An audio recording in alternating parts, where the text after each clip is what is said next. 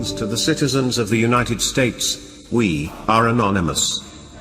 The time is now, Mr. President, to get your administration under control, and to move on the key issues that got you elected. Your promise to control immigration and thus keep us safer. You also got elected to unravel Obamacare and do tax reform. You got elected to be sure we don't have a Manchester London anywhere in America. We stand with our European allies, but we will not walk in their footsteps and repeat their mistakes. That is the message, Mr. President, you must convey to the American people in light of the growing Islamic insurgency in the West. Like the story of the frog in gradually boiling water, we become acclimated to the most potent and dangerous absurdities foisted upon us by the political elite. No other generation of Western leaders would have allowed the Islamic insurgency to fester within their own countries for this long and still remain willfully blind to the existential threat within their midst.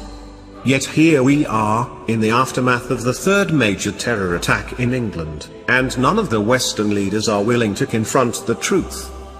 President Trump has come the closest to telling the truth, but unless he shows leadership beyond Twitter and hires staff and appoints cabinet members who share his values, the discernible policy outcomes of this administration will remain materially the same. It's time we recognize that the problem confronting Europe, one that is also rapidly growing in America, is not terrorism. It's not Islamic terrorism, either. Terrorism is a tactic and the violent outcome of the problem. The source of the problem is a subversive culture of Islamic supremacy that rejects Western civilization, and is endemic to many, but not all, Muslims. Not just a few. It is from this root that the deadly tactic of Islamic terror is cultivated. But if we tolerate the intolerant supremacist mindset and continue our suicidal immigration policies, we are merely chasing our tail, combating the ubiquitous and unstoppable terrorism that flows from cultivating this culture on our soil. This problem didn't begin with ISIS, it's been festering for several decades. At its core, this is an immigration problem, and second, it's a problem of the Muslim Brotherhood, Saudi Arabia, Turkey funding of Islamic insurrection on Western soil.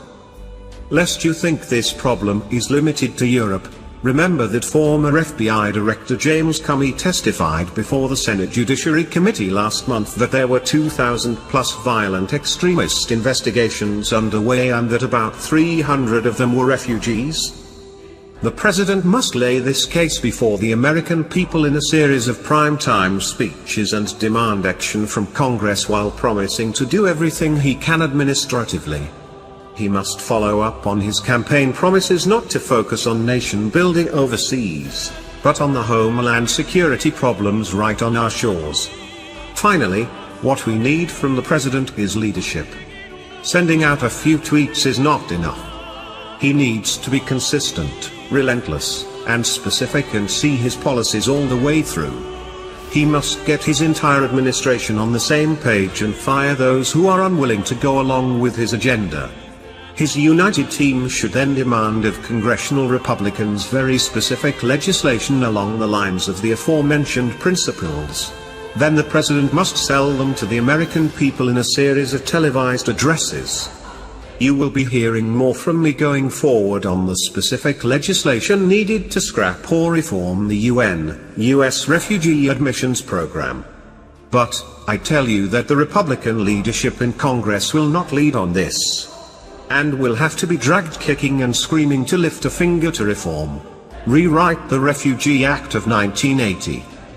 In my view, there is only one thing the president can do to move Congress on the issue, and that is to put a complete halt to the Refugee Act. He must set the refugee admissions level at 0, and leave it there until reform measures are passed by Congress. And, here is the truth, if he makes no move along those lines, or the additional lines addressed, he will be blamed for a Manchester in America. Not Ryan, not McConnell, not the refugee contractors, not the deep state blocking his moves, not the media or the left wing. If he visibly fights now and makes it clear who exactly is working to undermine our safety and our cultural identity, should, God forbid, a terrorist attack happen, the citizens of America will know he was trying to protect us. We are anonymous, we are one.